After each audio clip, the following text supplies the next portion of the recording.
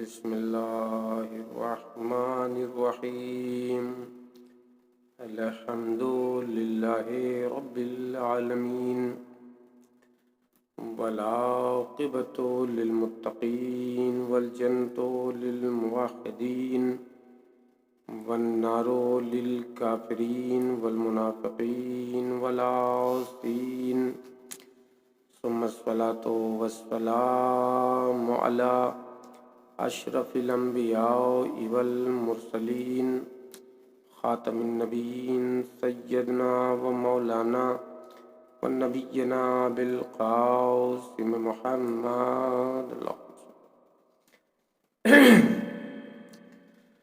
وعلی اہل بیتہ الطیبین الطاہرین المعصومین من الآن إلى قیام یوم الدین اما بعد فقد قال علی علیہ السلام بسم اللہ الرحمن الرحیم فزت برب الکعبہ صلوات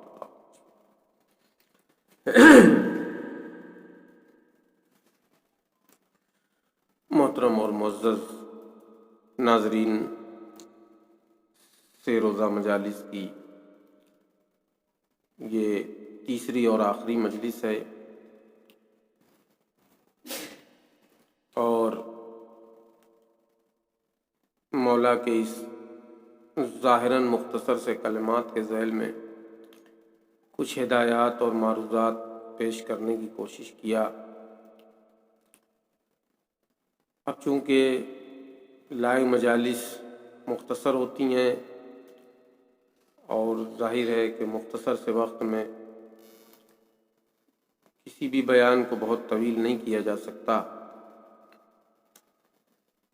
گزشتہ مجالس میں جو تذکرے ہوئے ان تذکروں میں کل کی مجلس میں خاص تذکرہ یہ تھا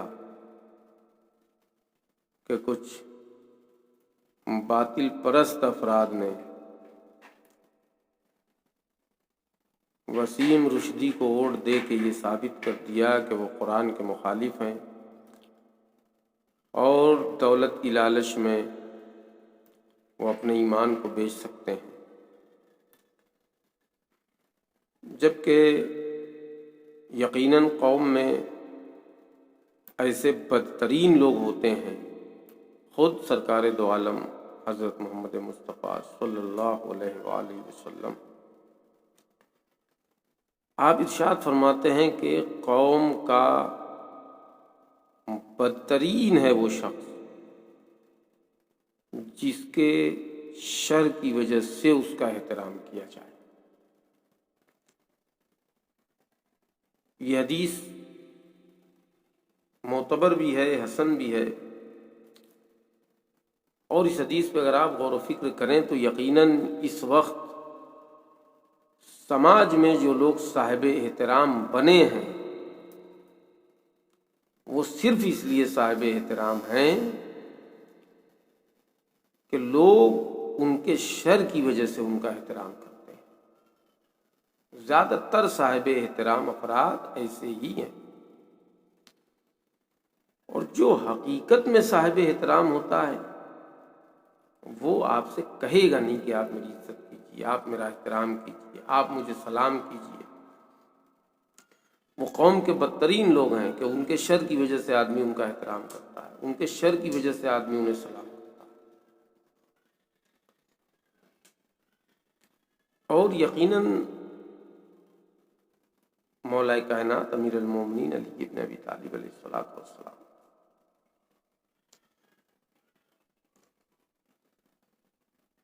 آپ نے فرمایا کن فی الفتنۃ کابن اللبون لا زہر فیرکب ولا زرع فیہلب۔ فتنے اور فساد میں جو ہے اونٹنی کے اس بچے کی طرح بن جاؤ کہ نہ اس سے دودھ دھوا جا سکتا ہے نہ اس پہ سواری کی جا سکتی۔ تو یقیناً ایسا ہی فتنہ اور فساد اس دور میں چل رہا ہے۔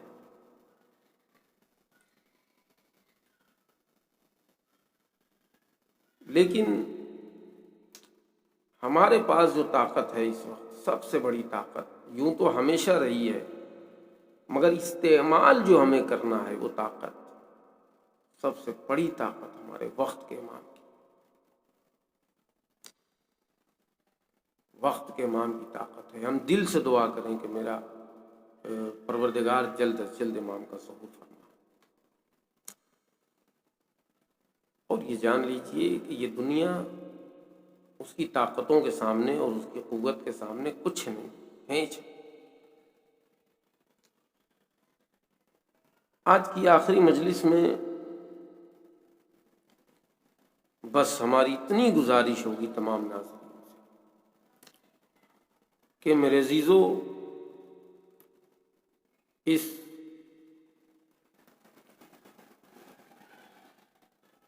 بدحالی میں اور گمراہیت والے ماحول میں اپنے پروردگار کی ذات سے کبھی مایوس نہ ہو،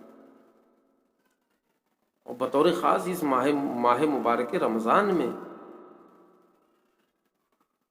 جب ہم اور آپ مہمان ہیں اللہ کے، وہ میزبان ہے، اور ایسے عالم میں یقین مانیے، ایک شخص اگر یقیناً خلوص دل سے اس نے روزہ رکھا ہے، اور روزہ رکھنے کے بعد 14-15 گھنٹے بھوکا اور پیاسا رہنے کے بعد شام میں وقت افطار جب اس کے ہاتھ میں ایک ٹھنڈے پانی کا گلاس اور اپنے لبوں کے قریب لے جا رہا ہو، اتنے میں اللہ کی بارگاہ میں ایک دعا کر دے، میرے معبود بہت دنوں سے میں پریشان، فلاں کام میرا نہیں ہو رہا ہے جس کی وجہ سے میں بہت مضطرب ہوں، غیر ممکن ہے کہ خداوند عالم ہماری مراد کو پورا کرے، غیر ممکن ہے کہ ہماری مراد پوری نہ ہو۔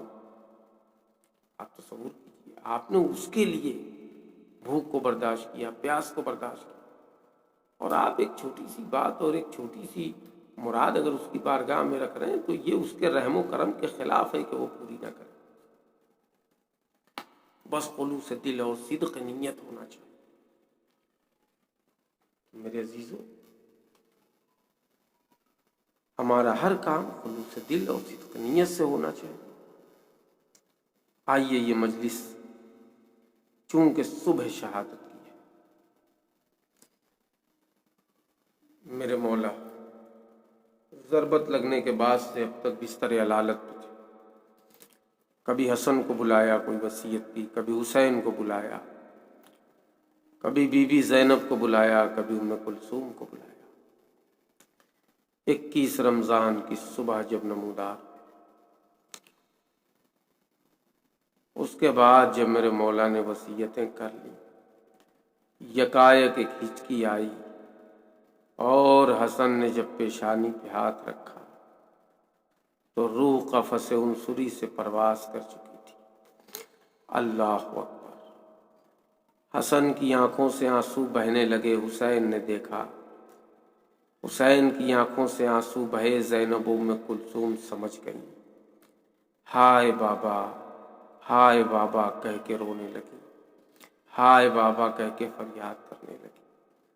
اللہ اکبر!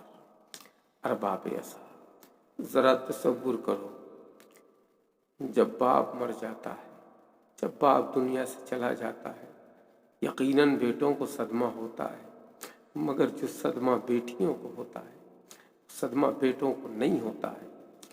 شہزادی زینب کو بلا کے کان میں علی نے کہا تھا، میری لال تمہارے اوپر بڑی مصیبت ڈھائی جائے گی، میری لال صبر کرنا، گھبرانا نہیں، ہاں اتنا یاد رکھنا کہ تمہارا بابا ضرور آئے گا تمہاری مدد کے لیے، تمہارا بابا ضرور آئے گا۔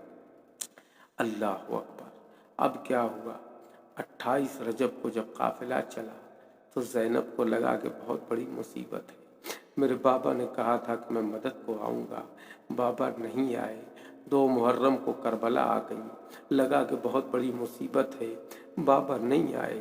لیجئے، صبح عاشور نمودار ہو گئی، یکے بعد دیگرے اصحاب قتل ہوئے، دل کے ٹکڑوں کی باری آئی، اون و محمد قتل ہوئے، قاسم کی شہادت ہوئی، علی اکبر کے سینے میں برچھی لگی، بابا نہیں آئے، حتیٰ کہ ایک وقت آیا جب شہزادی زینب نے دیکھا کہ اپنے بھائی کے گلے پہ خنجر چلتے ہوئے دیکھا، بابا نہیں آئے۔ زینب شاید نجف کا رخ کر کے کہہ رہی ہو، بابا آپ نے کہا تھا کہ جب بہت مصیبت پڑے گی تو میری لال میں آؤں گا، لیکن بابا آپ نہیں آئے، بابا آپ کب آؤ گے؟ لیجئے شام غریمہ بھی آ گئی، اب کیا ہوا؟ تھکے ہوئے بچے جلی ہوئی خیموں کی راکھ پہ لیٹے ہوئے تھے، اتنے میں زینب نے دیکھا کہ ایک سوار چلا آ رہا ہے۔ زینب نے کہا، اے سوار، میرے بچے بہت تھک کے سوئے ہیں، سہمے ہوئے بچے ہیں، اے سوار تجھے جو لوٹنا ہو کل آ کے لوٹ لینا، آج واپس چلا جا۔ لیکن سوار بڑھتا چلا آ رہا ہے۔ لیجئے، جب سوار قریب آیا تو ایک مرتبہ زینب آگے بڑھی، لجام فرس پہ ہاتھ ڈالا، اے سوار تجھے معلوم نہیں میں زینب علی کی بیٹی ہوں، عباس کی بہن ہوں۔ اتنا سننا تھا کہ سوار نے نقاب پلٹ دی۔ زینب نے کیا دیکھا کہ میرا بابا علی آ گیا، ارے گلے لگ گئیں اور باہوں میں باہیں بابا کے ڈال کے کہتی، بابا آپ اس وقت کہاں تھے جب علی اکبر مارا گیا؟